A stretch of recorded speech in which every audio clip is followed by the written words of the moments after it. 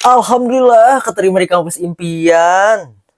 Tapi gue takut deh sama pergaulan di kampus. Alhamdulillah dapet jurusan yang dipinginin.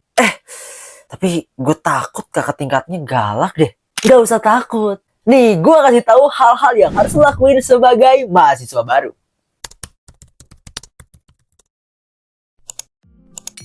Halo guys, welcome back to my channel. Kenalin, nama gue Jeremy, seorang anak non-privilege yang ingin membantu orang menjadi versi terbaik dari dirinya. Gue sharing life tips, life hack, dan juga productivity dari sudut pandang orang yang tidak berprivilege. Buat yang berkenan, monggo subscribe. Buat lo yang nonton ini, selamat karena lo pasti dapat universitas yang lo inginin.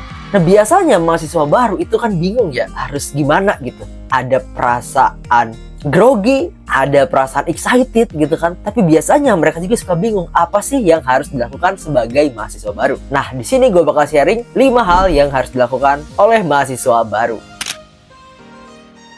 Yang pertama, ramah kepada semua orang alias jangan pilih-pilih temen. Oke, mungkin ada yang bilang bergaul tuh ya harus pilih-pilih lah, jangan sampai salah bergaul gitu. Iya bener, cuma ketika di awal, lebih baik lu itu ramah aja sama semua. Walaupun misalnya di akhir lu gak bakal deket sama orang yang lu ramahin, tapi at least lu kenal. Nah, dari kenal ini, lu bakal menjadi relasi gitu. Kedepannya kita gak ada yang tahu apakah orang-orang yang cuma sebatas say hi dan asal kenal aja bisa bermanfaat buat lu. Dan ketika lu punya banyak kenalan, misalnya lu nanti bakal mengikuti sebuah organisasi, sebuah acara, atau apapun itu, ketika lu banyak kenalan, lu akan memiliki relasi dan itu akan mempermudah hidup lu di kampus gitu. Ya mungkin terkesan sedikit nepotisme, tapi memang hidup seperti itu gitu. Ketika lu banyak kenal orang, lu bakal mendapatkan rekomendasi dan hidup lu akan jauh lebih mudah.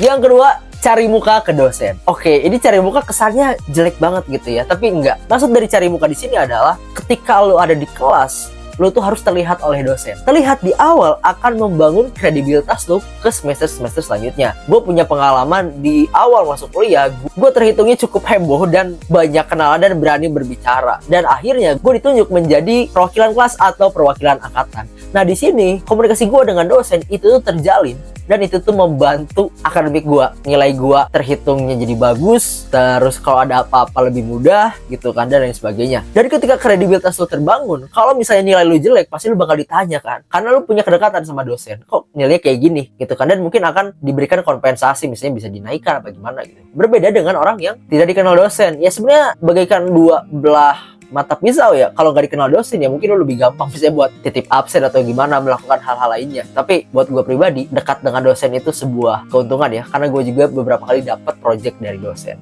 gitu. So jangan lupa menjilat dosen. Yang ketiga, mengikuti kegiatan kampus. Nah, di sini sebenarnya ajang lu untuk memperbanyak relasi juga. Lu bisa ikutan BEM, UKM, misalnya lu suka tari, tinggal ikutan, suka teater, suka apa, ikutan aja gitu. Tapi kalau misalnya lu udah punya kegiatan di luar kampus dan komunitas juga yang mana itu baik, ya nggak apa-apa juga. Cuma biar lu lebih fun di kampus ya, saran gua ikut kegiatan kampus. Karena ketika lu ikut kegiatan kampus, lu bakal ketemu orang baru kan di luar jurusan lu gitu kan. Dan di luar jurusan lu udah pasti perspektifnya berbeda, dan ini bakal memperkaya pola pikir lu, dan siapa tahu ke depannya again mereka bisa jadi relasi yang baik buat lu dan nantinya bakal membantu kehidupan lu untuk ke depan. Yang keempat, jangan ragu untuk bertanya. Oke, ini masih sangkut pautnya sama dosen ya. Ketika di kelas, ketika dimanapun, lu jangan ragu untuk bertanya. Kalau ada yang gak ngerti, tanya. Kalau ingin bertanya info tentang misalnya kerjaan atau magang atau apapun itu, lu pakai, gunakan mulut lu untuk mencari informasi dan mendapatkan hal yang lu inginkan. Lu butuh misalnya info magang, tanya ke dosen, atau project, tanya ke dosen. Karena gue juga dapat project dari dosen gitu kan ya. Asal lu bangun kredibilitas lu juga gitu. Orang gak bakal ragu buat minta bantuan lu kalau lu punya kredibilitas gitu kan. Dan ini bakal yang baik juga untuk di dunia kerja nanti gitu kan. Ketika lu di dunia kerja, lu akan ditanya apa pengalaman lu. Dan ketika lu punya pengalaman, kisah, lu bisa ceritakan pengalaman lu gitu.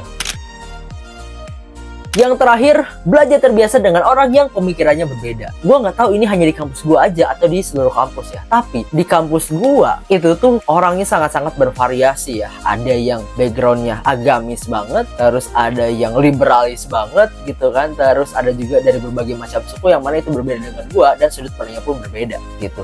Nah, di sini penting untuk kita terbuka dengan pemikiran-pemikiran baru dan respect terhadap pemikiran orang lain gitu kan ya. Karena di luar sana ketika kita bekerja pun orang-orang itu akan sangat-sangat bervariasi.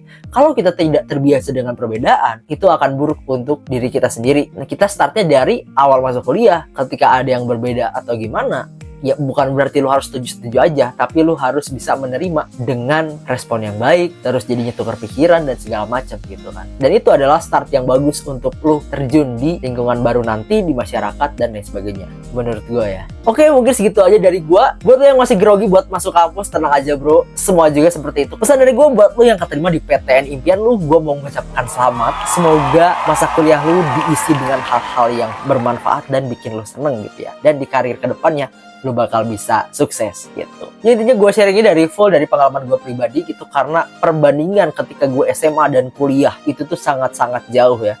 Yang awalnya gue tuh sering ranking 10 terakhir, ketika di kuliah gue sempet menjadi most outstanding student, terus most inspiring person, dan sempet diajukan menjadi mahasiswa berprestasi walaupun di tahap awal udah gak lolos, tapi it's a good experience ya gitu. Nah, buat lu yang ngerasa konten gue bermanfaat, gue minta tolong boleh like, comment, dan juga subscribe ya, atau share ke temen-temen lu juga yang ngerasa ngebutuhin konten ini, karena itu bakal bikin gue makin semangat buat konten. Oke, segitu aja dari gue.